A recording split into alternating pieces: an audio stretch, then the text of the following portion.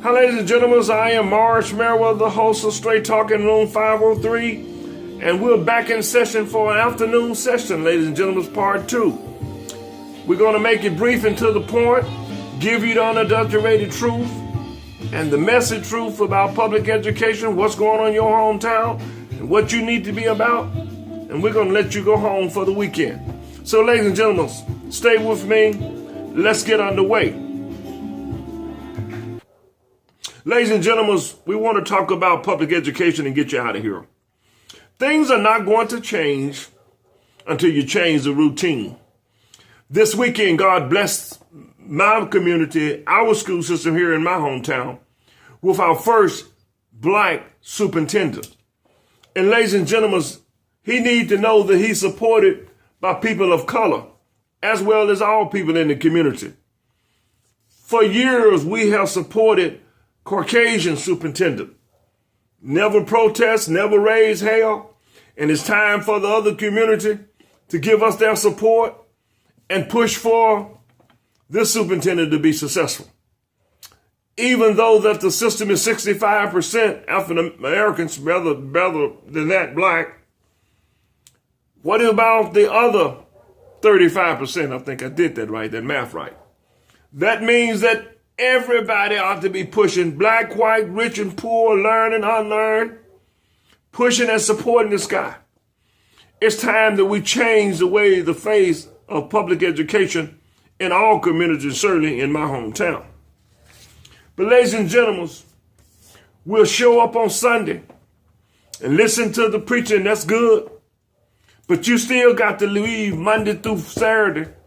It's what you do. God is not holding you accountable so much as what goes on Sunday as to what going on Monday through Saturday.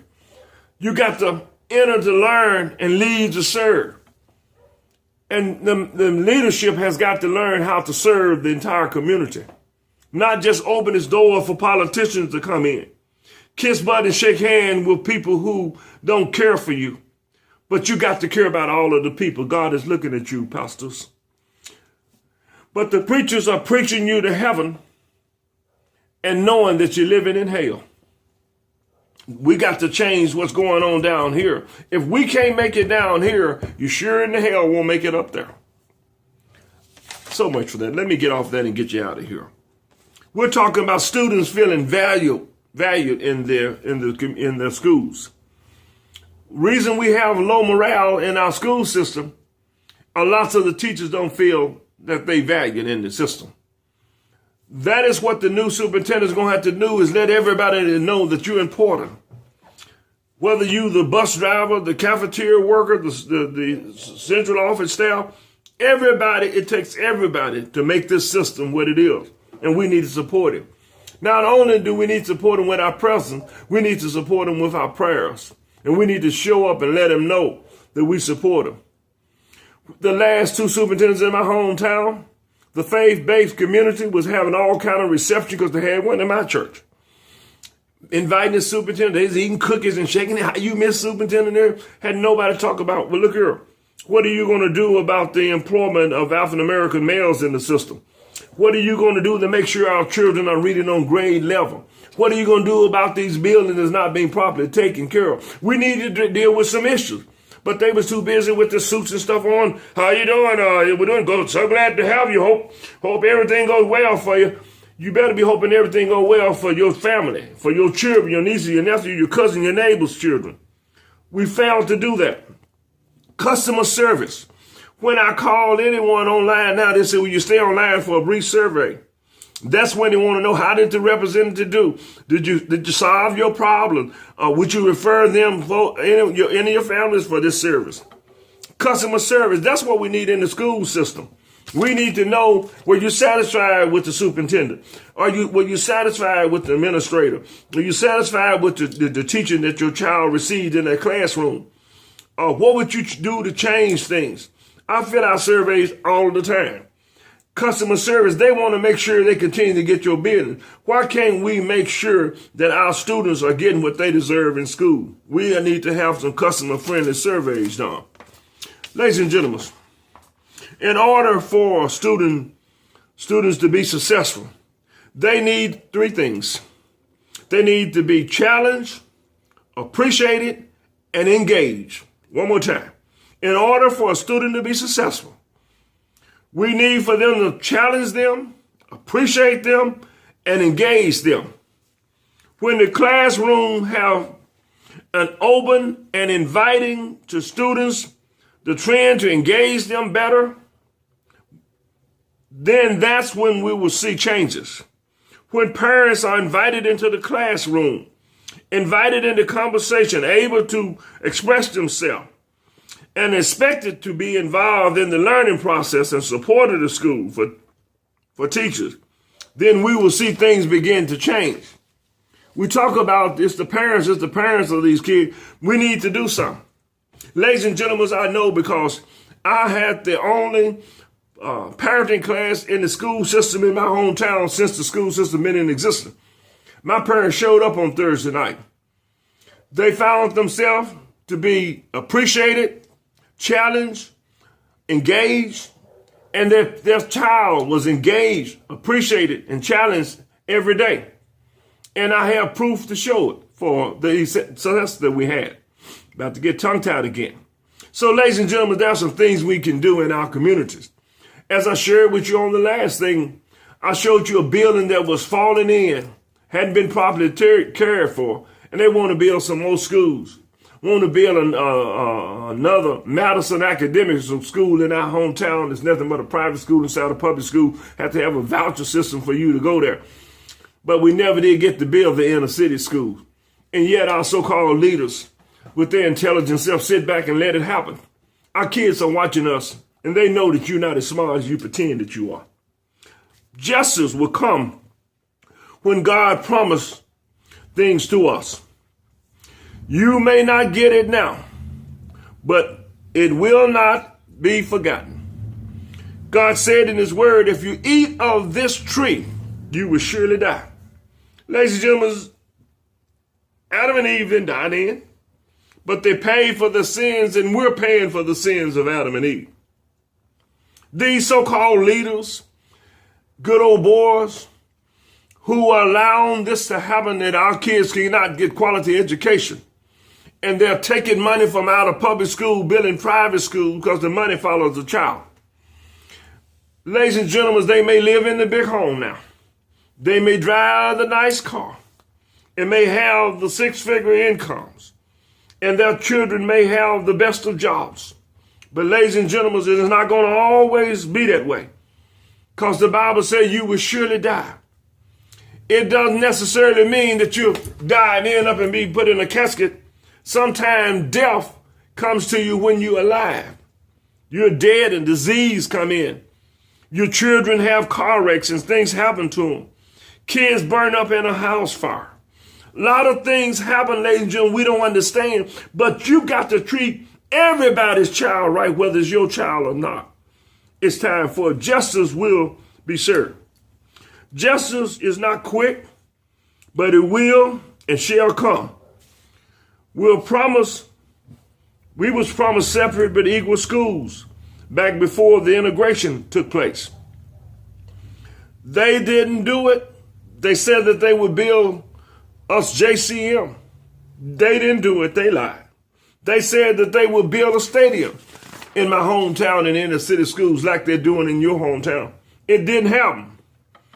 If God can deliver Daniel from the lion's den, he can certainly deliver our children out of the hands of the oppressor. Be encouraged, ladies and gentlemen. We don't have to try to get even with our oppressors and our so-called leaders and the good old boy that lied on us and lied to us. The Bible says, revenge is mine. I will repay. That's the Lord said, I will repay, not us. I will repay.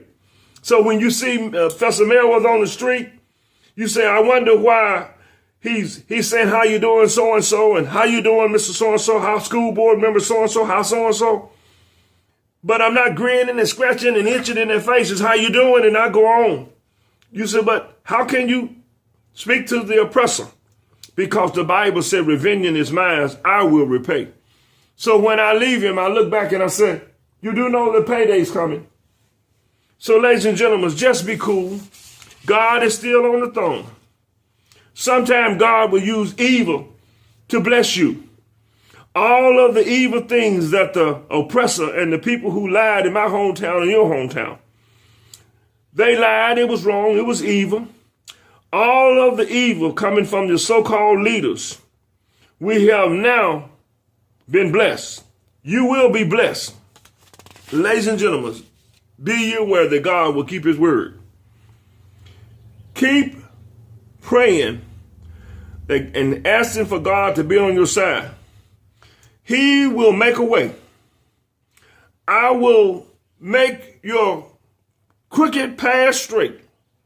I will make your enemies your footstool. I live that every day. I remember what God said.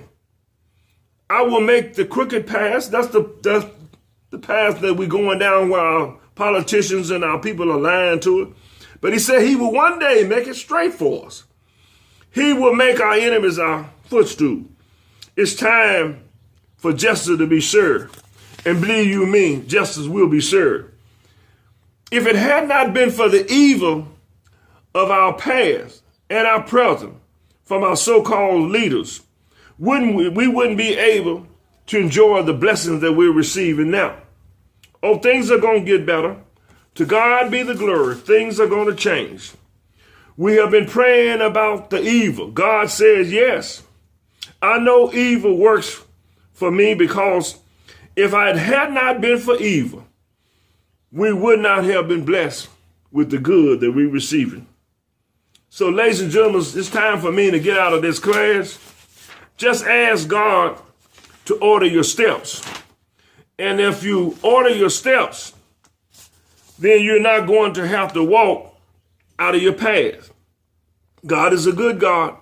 And I want to conclude this session and let you go home for the weekend with this last two saying. Our lives begin and end because we become silent about things that matters.